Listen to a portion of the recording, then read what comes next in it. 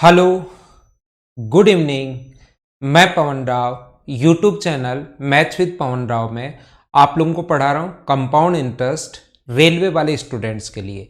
ये आज की क्लास का हमारा सेकंड वीडियो है। पहला वीडियो आपको दिन में मिल गया होगा, 79 तक के क्वेश्चंस मैं वहां पर करवा चुका था। अब हम लोग शुरुआत कर रहे हैं क्वेश्चन नंबर 80 से। बिना कोई ज़्यादा टाइम वेस्ट किए हुए हम लोग क्वेश्चन की शुरुआत करते हैं। जैसे जैसे धीरे धीरे हम लोग आगे बढ़ते चलेंगे, क्वेश्चंस का स्टैंडर्ड बढ़ता जाएगा।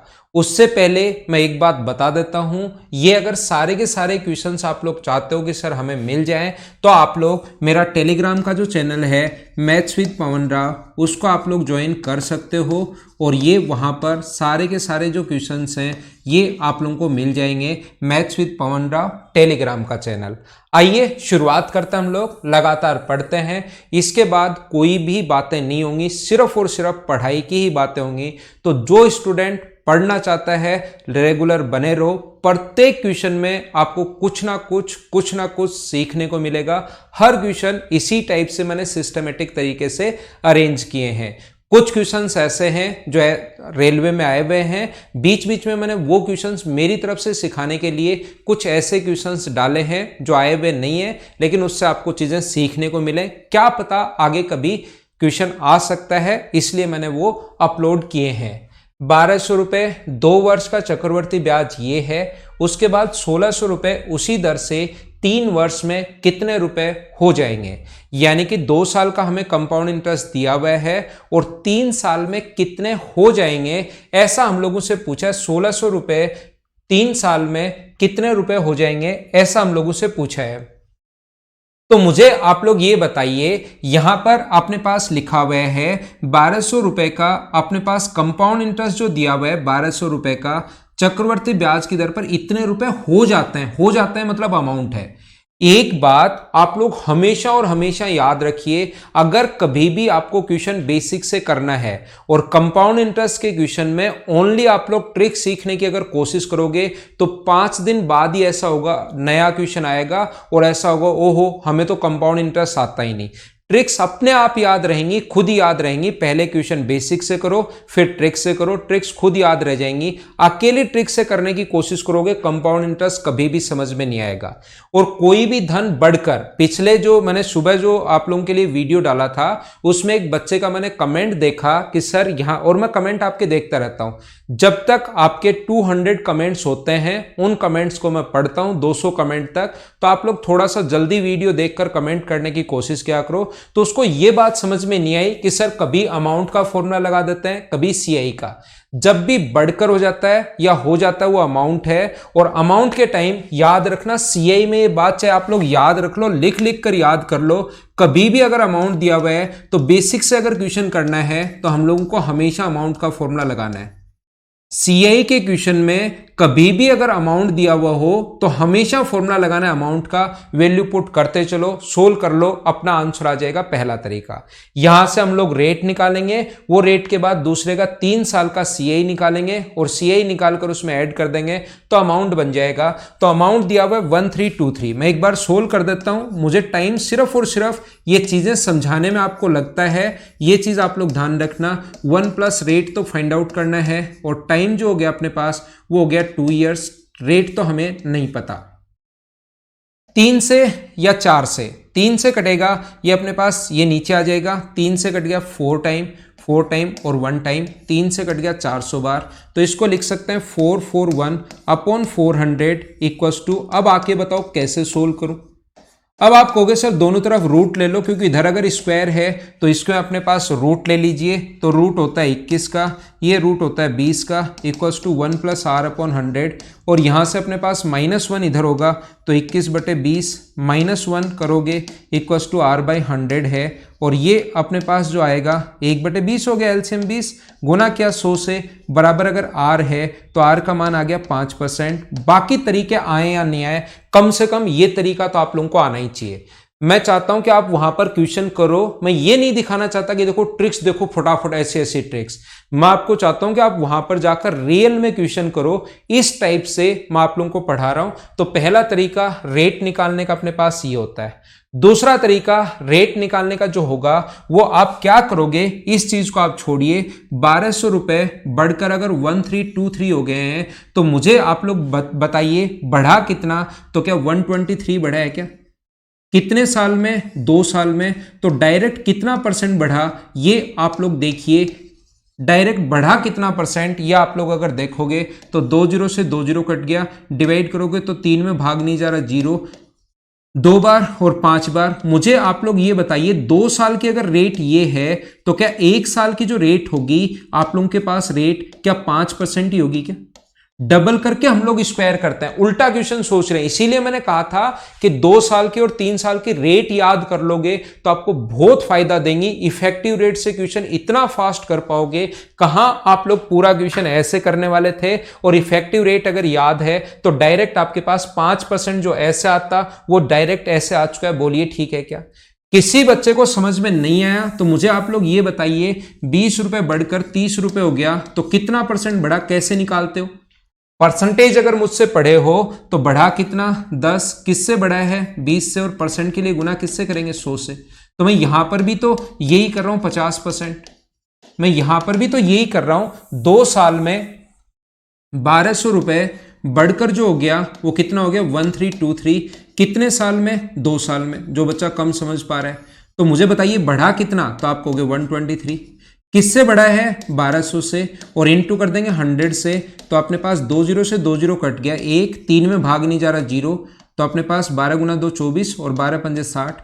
2 साल की रेट अगर 10.25% है तो 1 साल की रेट क्या 5% होगी क्या? उसी को तो डबल करके स्क्वायर करते हैं।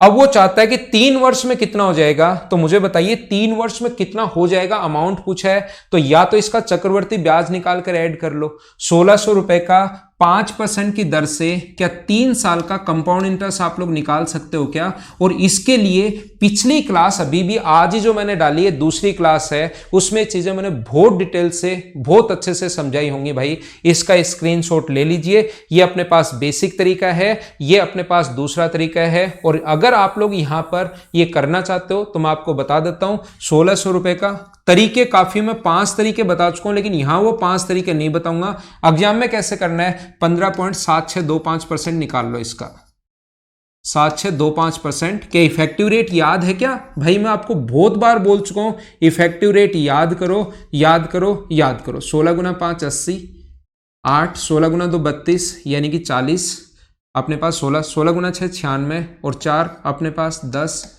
16 7 112 और अपने पास यहां पर 16 से हम लोग इंटू करते जा रहे हैं इसका, 16 7 112 और अपने पास 10 था 22 तो अपने पास 12 बचा, 16 पंजे 80 और 92, 16 और 25 ये अपने पास आ गया है। 4 डिजिट छोड़कर यहाँ पर अपने पास पॉइंट है।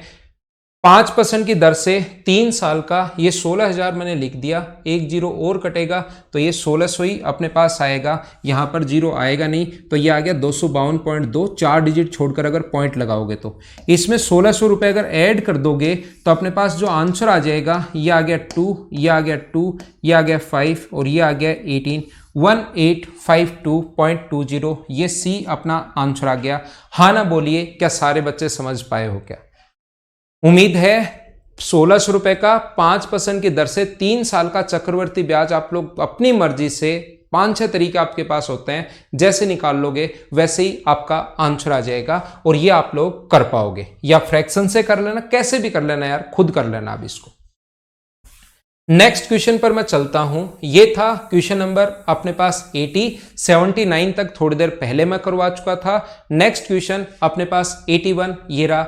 मैंने मेरी तरफ से लिखा है 8 मासिक। थोड़ी देर पहले एक बच्चे का कमेंट आया था और आप कमेंट कर दिया करो। शुरुआत के 200 कमेंट्स मैं देखता हूं तो आप लोग कमेंट कर दिया करो कि सर 8 मंथ वाला, 5 मंथ वाला, वो वाली कंडीशन भी कुछ करवाओ। तो मैंने 2 क्वेश्चन ऐसे लिख दिए हैं जिससे आपको अच्छे से 8 मंथ वाली कंडीशन समझा सकूं। और एग्जाम में जब बैठे रहते हो इन चीजों को कैलकुलेट आप कैसे कर सकते हो वो भी मुझसे सीखोगे अगर कंप्लीट वीडियो देखोगे तो। मैं चीजें बहुत सारी सिखाता हूं क्लास में पढ़ाते हुए। यहां पर ऐसा है, x रुपए की धनराशि का 15% वार्षिक दर पर 2 वर्षों में इतनी हो जाती है, तो बताइए 8 मासिक आधार पर चक्रवर्ती ब्याज अगर दिया जाए तो x का मान क्या होगा, ऐसा हम लोगों से पूछा है।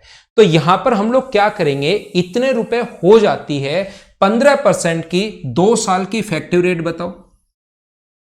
2 साल में यदि x रुपए की एक धनराशि 15% वार्षिक दर से 2 वर्षों में इतनी हो जाती है, यदि ब्याज 8 मासिक अगर हो तो मुझे बताओ 8 मंथ्स वाली कंडीशन में, अगर 8 मंथ्स वाली कंडीशन है, याद नहीं रहे तो एग्जाम में बैठकर 12 को डिवाइड करना 8 से, तो ये एक संख्या आएगी 3/2। तो जो टाइम हो उसको तो इंटू कर देना 3/2 से।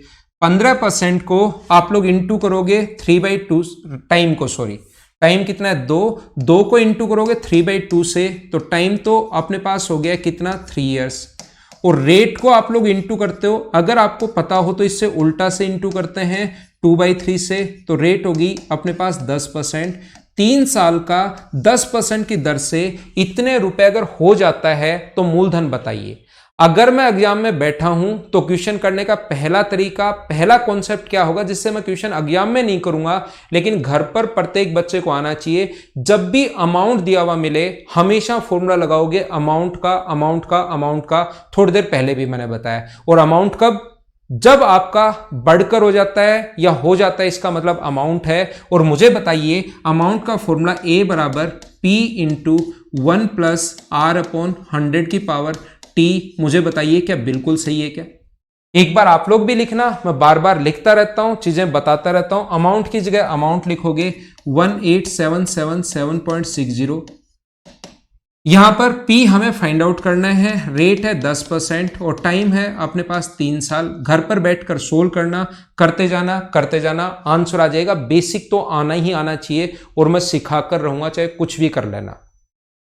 मिटाता हूं, एग्जाम में कैसे क्वेश्चंस करोगे, जब भी आप लोग बैठे हो, अगर इफेक्टिव रेट मेरी पढ़ाई हुई याद है, अगर मेरी पढ़ाई हुई इफेक्टिव रेट अगर आप लोगों को याद है, तो मैं कैसे क्वेश्चन करता हूं, मुझे बताइए 10% की दर से 3 साल की इफेक्टिव रेट होगी 33.1%। तो ये तो होता है अपने पास CI की रेट। प्रिंसिपल मानकर चलते हैं 100 और 100 का 33.1% निकालोगे तो अमाउंट हो जाएगा अपने पास 133.1। ध्यान रखना इन तीनों में से प्रिंसिपल देकर CI पूछ सकता है, CI देकर प्रिंसिपल पूछ सकता है, अमाउंट देकर मूलधन पूछ सकता है, अमाउंट देकर ब्याज पूछ सकता है। तीनों में से एक चीज दी हुई मिलेगी और तीसरी हम लोगों से पूछेगा। जो भी चीज दी हुई है उसके नीचे वही लिखते हैं और इनटू हमेशा उससे करते हैं जिसकी वैल्यू फाइंड आउट करनी है।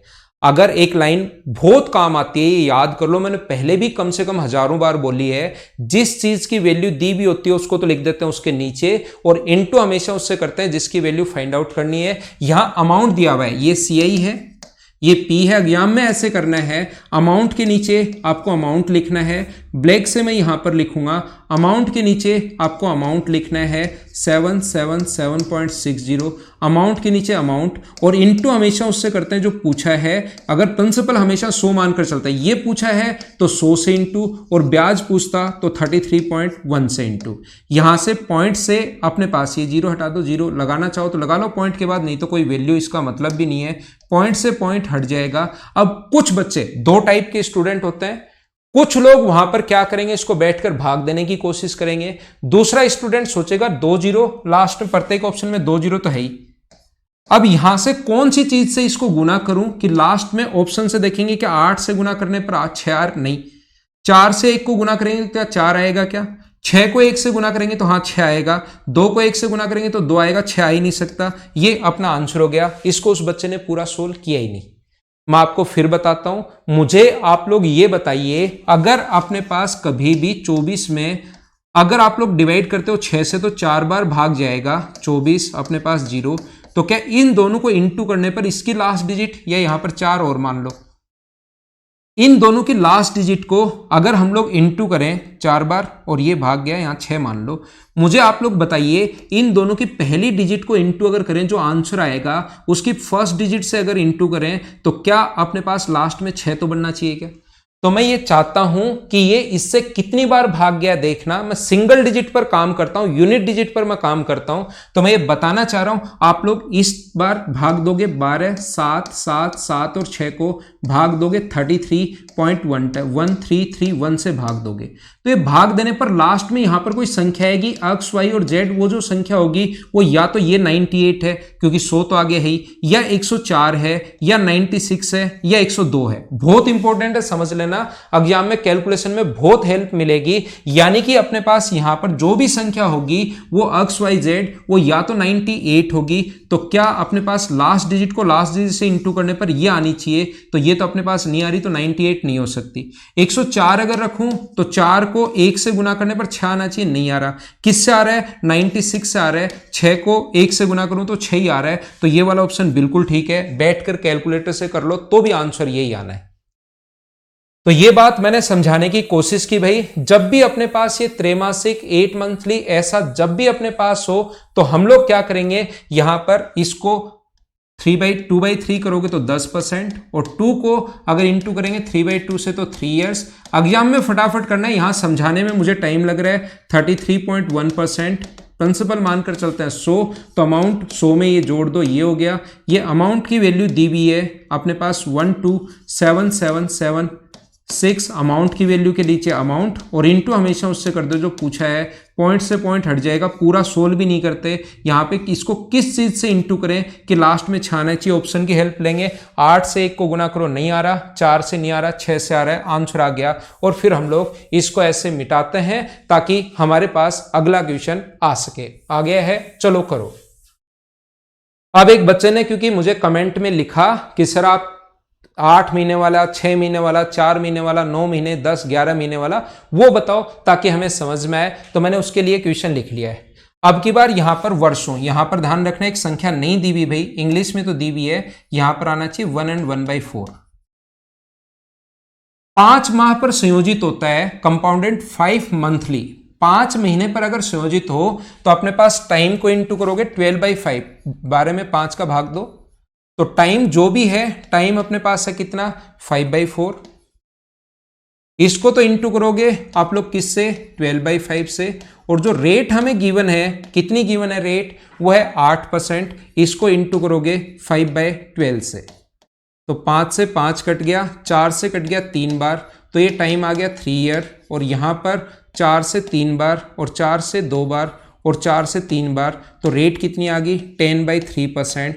आपके पास टाइम आ गया है, आपके पास रेट आ गई है। क्वेश्चन हमारा ये बन गया है। अब नया क्वेश्चन जो आप लोग सोचोगे वो ये बन गया है। प्रिंसिपल है 8100, यही है ना, ये रहा।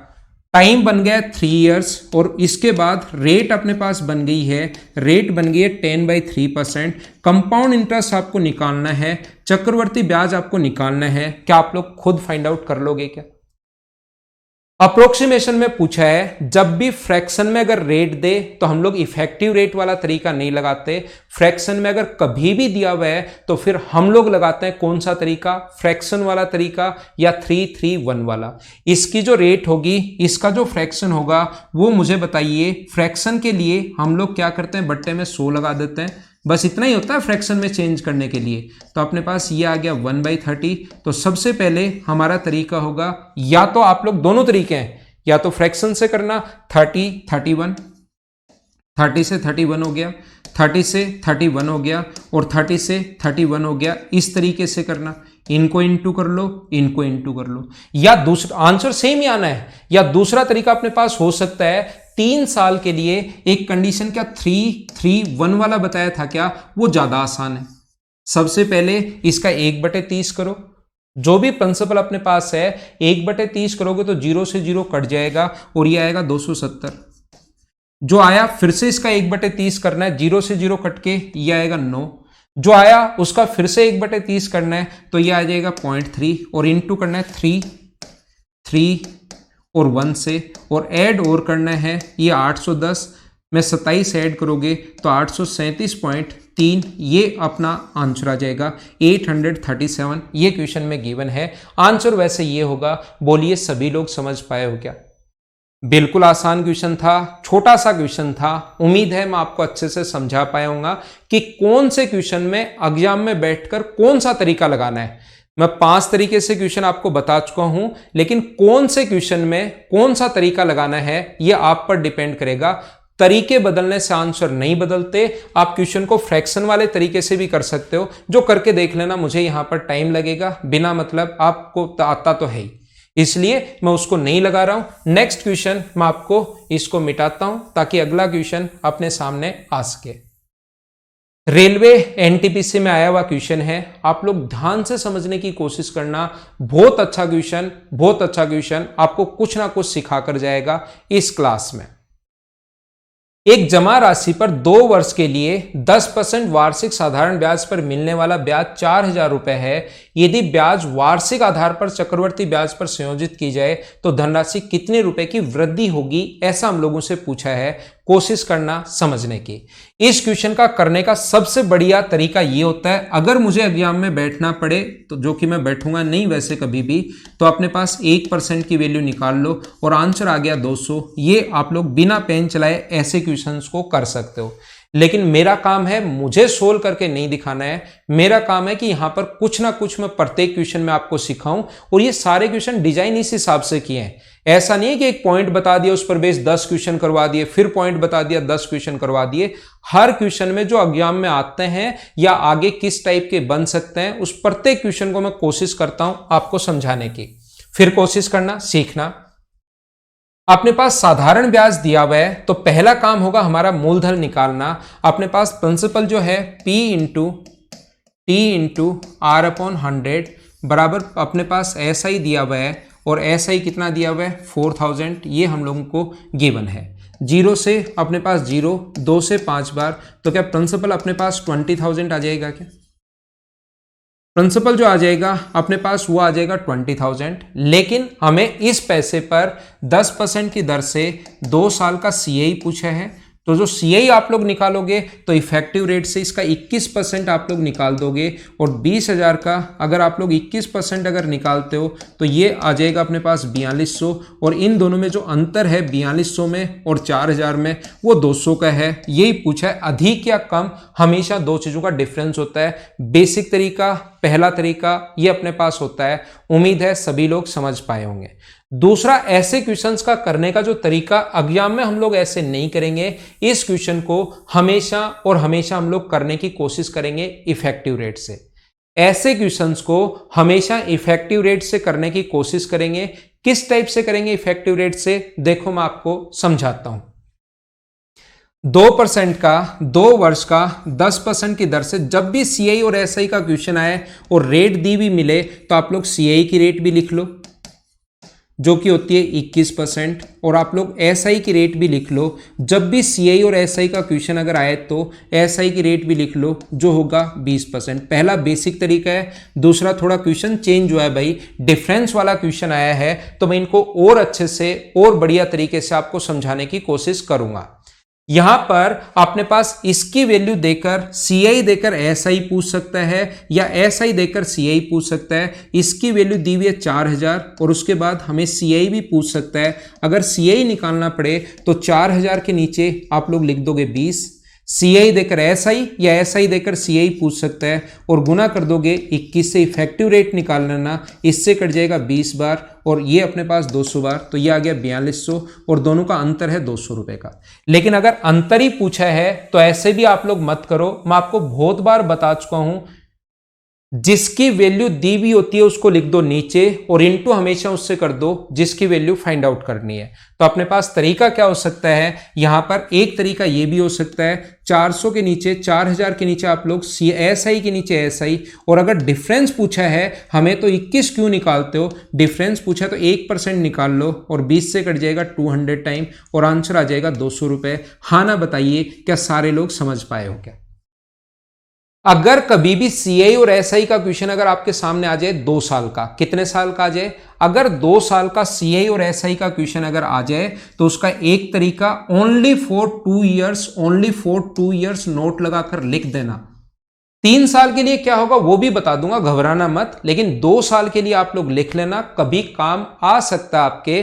200/200 प्लस आर, इतने तरीके बता दूंगा कि कंफ्यूज नहीं होगे, उससे आपको चीजें सीखने को मिलेंगी, क्योंकि मैं इतने क्वेश्चन करवाऊंगा। 200 + 200 आर अगर CI से कभी भी इंटू करोगे तो ऑलवेज बराबर में ऐसा ही आ जाएगा। याद रखना कितने साल के लिए, 2 साल का एक ऐसा फॉर्मूला होता है। CI को 200/200 प्लस आर CI से इंटू करोगे तो ऑलवेज ऐसा ही आ जाएगा। तो यहां पर हम लोग क्या कर रहे हैं, ये 200 है, रेट अपने पास 10% है तो 210। CI हमें फाइंड आउट करना है क्योंकि ऐसा ही दिया हुआ है 4000, ये इससे कट जाएगा 0 से 0, 20 से कट जाएगा वही 200 टाइम, 21 से इंटू करोगे तो CI बराबर आ जाएगा 4200। तो दोनों में अंतर कितना है, 4200 और 4000 में 200 का अंतर। बस एक कॉन्सेप्ट होता है, बता दिया। इस क्वेश्चन का सबसे बेस्ट तरीका ये सेकंड मेथड है, ये मैंने बता दिया है। हाँ ना बोलिए, क्या आप लोग समझ पाए हो क्या? आगे चलने से पहले मैं एक बात और आप लोगों को सिखा देता हूं, एक बात और मैं आप लोगों को बता देता हूं। कभी भी, ये मैं मिटा रहा हूं, स्क्रीनशॉट आप लोग ले सकते हो अगर चाहो तो। बहुत चीजें सिखाऊंगा, बहुत सारी चीज आपको सीखने को मिलेंगी, बस अलग अलग टाइप से ही आप लोग प्रैक्टिस करना 2-3 बार, जितने भी क्वेश्चंस मैं दे रहा हूं 2-3 बार आप लोग कर लो, बहुत सारी चीजें आपको सीखने को मिलेंगी। इसको मैं यहां से हटा रहा हूं। यहां पर एक तरीका और क्या हो सकता है, इसका क्वेश्चन छोड़िए, जब भी 2 इयर्स के लिए CI और SI का डिफरेंस वाला क्वेश्चन आया, difference between CI and SI for 2 years, 2 साल के लिए, डिफरेंस को हम लोग D से डिनोट कर रहे हैं। याद रखना D का जो फॉर्मूला होता है P × R/100 का स्क्वायर, ये डिफरेंस वाला फॉर्मूला होगा। और यदि यही क्वेश्चन 3 साल के लिए अगर आ जाए, 3 इयर्स, CI के जब मैं SSC के जब मैं बैचेज पढ़ाता हूं उनमें सारे फॉर्मूले मैं बताता हूं कहां से आया, लेकिन रेलवे वाले स्टूडेंट्स के लिए चीजें इंपॉर्टेंट नहीं है कि कहां से बनते हैं ये फॉर्मूले। आप लोग सिर्फ इनको याद कर लीजिए, और याद भी कैसे करना है, बार बार काम में लोगे, बार बार काम में लोगे, बार बार काम में लोगे, अपने आप चीजें आप लोगों को याद होंगी। अब बात अपने पास ये है कि ये फॉर्मूला मैंने आप लोगों को क्यों समझाया है। एक चीज आप लोग ध्यान रखना, देखो अपने पास D ये किसके लिए है, 3 साल के लिए। 3 साल का आ जाए तो ये लगाना है, 2 साल का आ जाए तो अपने पास ये लगाना है, D बराबर P × R/100 का स्क्वायर। ये बात आप लोग ध्यान रखना, इस चीज को आप लोग याद रखना। दोनों फॉर्मूले लिख लो। आगे बढ़ने से पहले बहुत सारी चीजें सिखा के आगे बढ़ूंगा, ऐसे आगे नहीं बढ़ूंगा। लिख लिया होगा DPR 3 चीजें हैं, 3 में से कोई 2 देकर तीसरा आप लोगों से पूछ सकता है। ये तो है 2 साल का CI और SI का अंतर। कभी कभार कहेगा दूसरे साल का CI और SI का अंतर, ओनली दूसरे साल का CI और SI का अंतर। तो देखना, जब भी ऐसा क्वेश्चन कभी भी आ जाए ना, इसको थोड़ा पढ़ा रहने दो, अपने को इतने जगह की जरूरत है ही नहीं। मान लो आपने 10,000 रुपए, मान लो अपने पास 20% की रेट है, तो CI और SI का अंतर निकालने का तरीका जो होता है ना, वो होता है अपने पास, मान लो पहले साल का CI की बात करूं मैं, फर्स्ट ईयर की, अगर आपने बेसिक शुरुआत वाली 2 क्लास ली हुई है तो आप लोग 100 रुपए प्रिंसिपल मान लो, तो ये 20%। अगर मैं सेकेंड ईयर की बात करूं तो अपने पास 20 तो होता ही होता है, इसका 20%। तो इससे पहले कितनी बार ब्याज मिल चुका है, तो आप कहोगे 1 बार। इससे पहले 1 बार ब्याज मिल चुका है, तो इसका 20% कितना होगा, 4। अगर वो बोलता है ओनली मूलधन पर ब्याज लगता है, तो इसको बोलते हैं हम लोग SI। इस चीज को हम लोग बोलते हैं SI। ये पूरे के अगर मैं बात करूं तो ये है अपने पास CI कंप्लीट, अगर बात करूं 20, 20 और 4, और ये CI और SI का अंतर है। और कभी भी अगर वो ये कहे कि दूसरे साल का अगर CI और SI का अंतर, ओनली दूसरे साल का CI और SI का अंतर, तो ध्यान रखना वो ये वैल्यू होती है, ओनली दूसरे साल का CI और SI का अंतर पूछे तो, यानी 20% का 20%। हाँ ना बोलिए, एकदम ठीक है क्या? दूसरे साल का CI और SI का जो अंतर होता है वो होता है 20% का 20%। ये यहां पर 4 जो आता है, वो बात आप लोग ध्यान रखना, ये चीज आप लोग याद रखना। मुझे पक्का पता है कि मैं क्या समझाने की कोशिश कर रहा हूं, आप लोग समझ नहीं पा रहे हो। मैं ये बता रहा हूं, जैसे अपने पास 1000 रुपए प्रिंसिपल है, 1000 रुपए, और टाइम जो है वो अपने पास 2 इयर्स है, और 20% अगर हो अपने पास, तो पूछ रहा है ओनली दूसरे साल के CI और SI का अंतर। तो पहले साल का जो होगा वो इसका 20% निकालोगे तो 200 रुपए, सेकेंड ईयर की अगर मैं बात करूं, दूसरे साल की अगर मैं बात करूं, तो सबसे पहले जो मूलधन पर लगता है वो तो होता है एसआई, तो 200 रुपए तो होगा ही होगा। इससे पहले कितनी बार ब्याज मिल चुका है, तो आप कहोगे इससे पहले एक बार ब्याज मिल चुका है, तो 200 का जब 20% निकालोगे तो मुझे बताइए क्या वो 40 रुपए ही आएगा क्या? तो दूसरे साल का अंतर कितने रुपए है? अपने पास 40 रुपए है। तो मैं आपको यह बताना चाह रहा हूं 20% का अपने पास 20%, या तो इसका फ्रैक्शन कर लेना 1/5 का 1/5।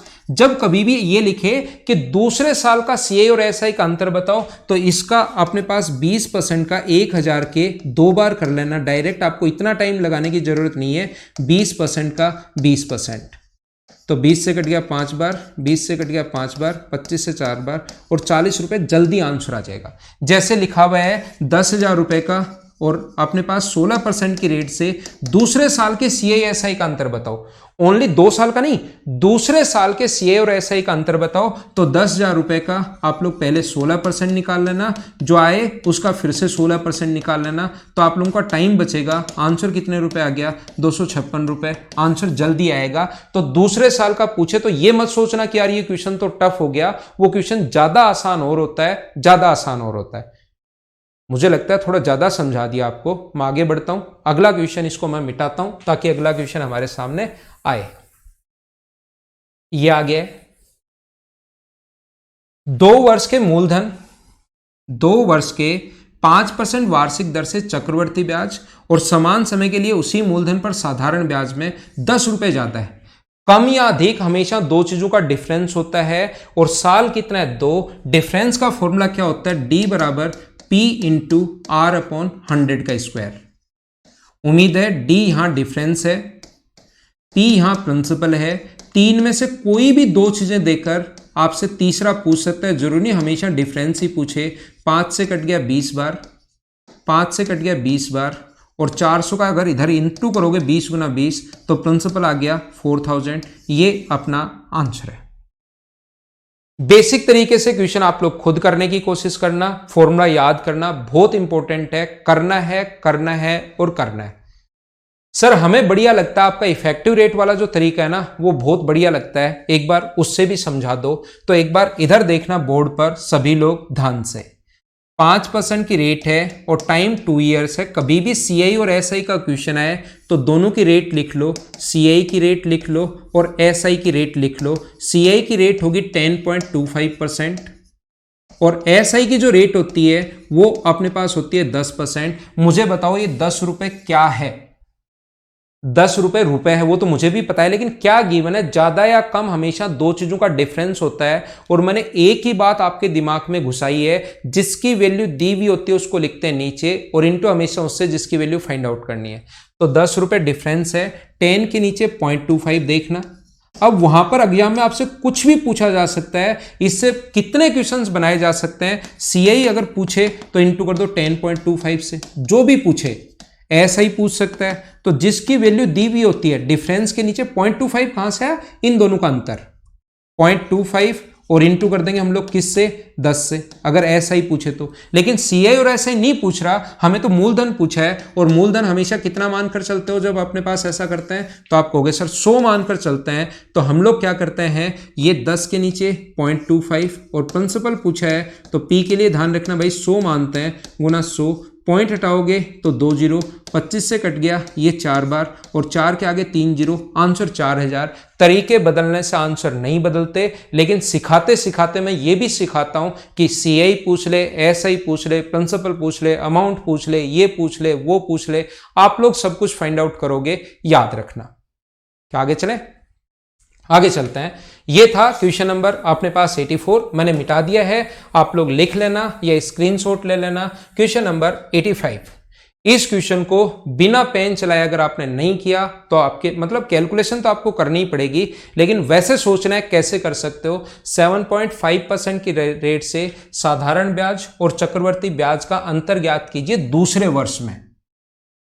यदि कभी भी दूसरे वर्ष में पूछे तो 23465 का 7.5% और 7.5% 2 बार कीजिए आराम से। क्या अभी भी थोड़ी देर पहले ही इस चीज को मैं बता कर आया हूं, पॉइंट अगर हटाओगे तो अपने पास 2 जीरो और लग जाएंगे। 25 से 3 बार, 25 से 4 बार, 25 से 3 बार और 25 से 4 बार। 16 का भाग दो, 9 का गुना करो, सोल्व करो, आपके पास आंसर आ जाएगा। सोल्व तो आप लोगों को करना ही पड़ेगा ये वाला क्वेश्चन, और कोई ऑप्शन अपने पास है नहीं।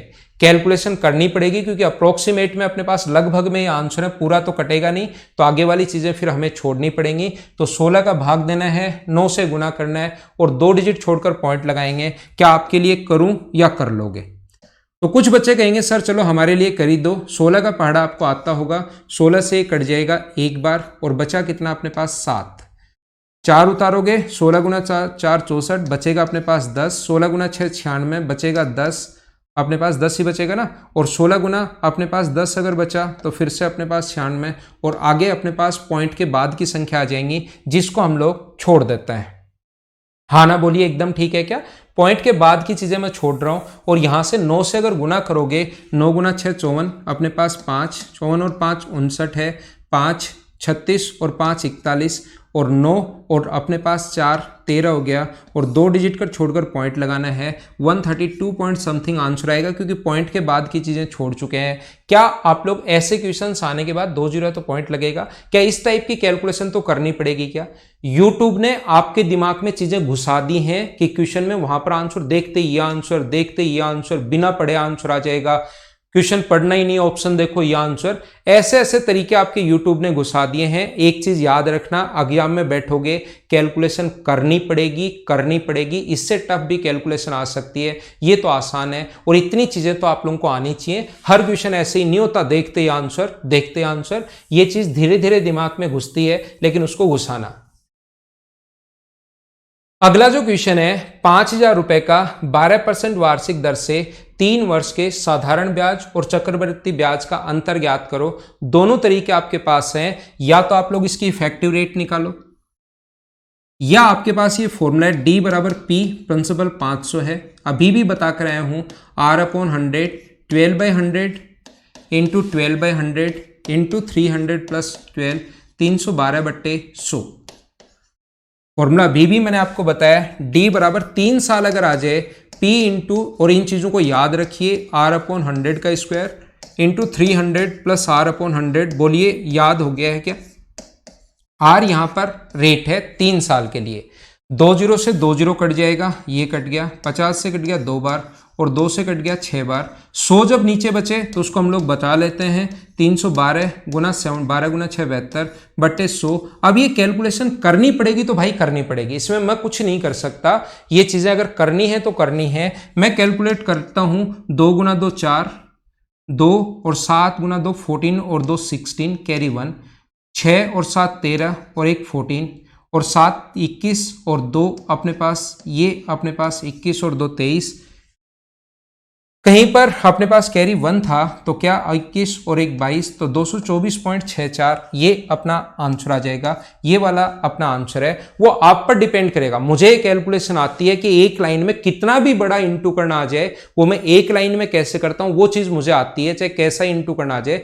आप लोगों को अगर वो चीज सीखनी है तो मैंने कैलकुलेशन के वीडियोज अपलोड कर रखे हैं यूट्यूब पर, फ्री ऑफ कॉस्ट जाकर आप लोग देख सकते हो कि इसको मैं एक लाइन में सर जैसे कर रहे हैं वैसे ही मैं कैसे करूं, तो आप लोगों को 100% ये चीजें आ जाएंगी। स्क्रीनशॉट ले सकते हो। अगला इफेक्टिव रेट से ये क्वेश्चन आप लोग कर सकते हो। आंसर ध्यान रखना सेम ही आना है, तरीके बदलने से आंसर नहीं बदलते, लेकिन 12% की इफेक्टिव रेट आपको निकालनी आनी चाहिए 3 साल की।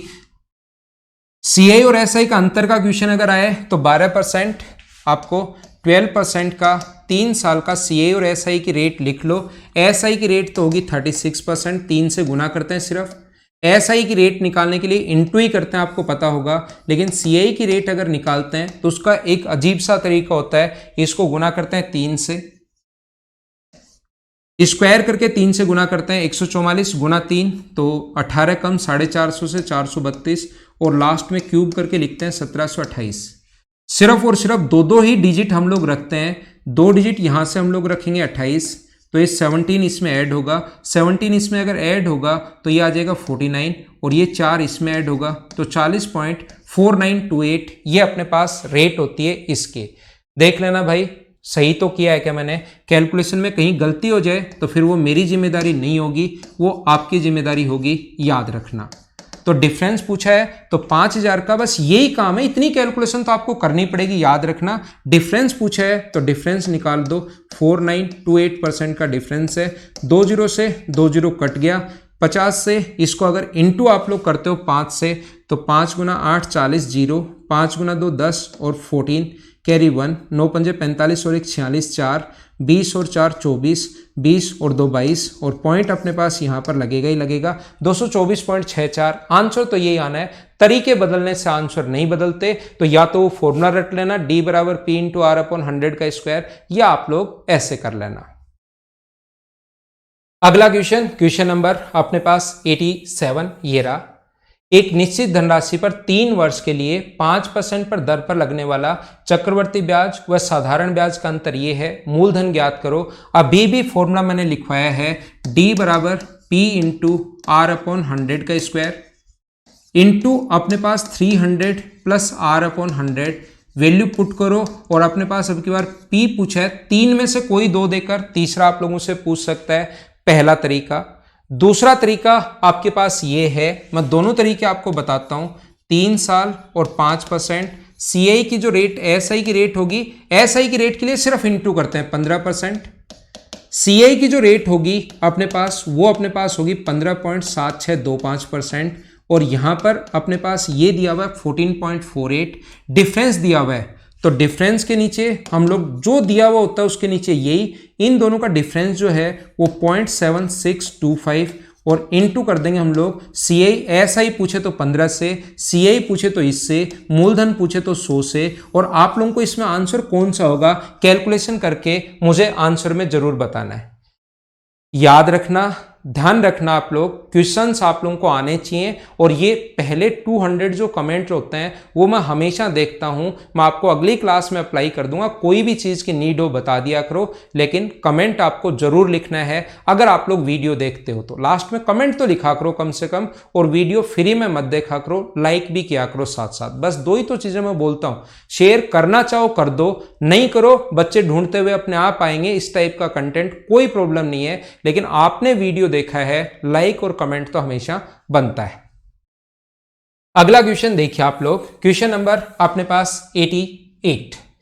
एक निश्चित धनराशि पर 2 वर्ष में अपने पास 1200 रुपए और उसी धनराशि का चक्रवर्ती ब्याज साधारण ब्याज की दर से, उसी ब्याज की दर से मतलब जो साधारण ब्याज की दर से ना, और 2 वर्षों में 1290 रुपए मिलता है, तो मूलधन आप लोग बताइए। तो मुझे अभी भी आप लोग बताओ, क्या फॉर्मूला मैंने बताया है क्या कि डी बराबर अपने पास, लेकिन रेट नहीं है भाई, डी बराबर P इंटू आर अपॉन 100 का स्क्वायर तो होता है, बिल्कुल ठीक है, वहां लगाकर बैठ जाओगे इस चीज को। लेकिन यहां पर डिफरेंस तो है 90 रुपए, टाइम भी 2 साल है, लेकिन ना तो P है ना रेट है। अब बताइए क्वेश्चन हम लोग कैसे करें, ऐसी प्रॉब्लम्स एग्जाम में आएंगी।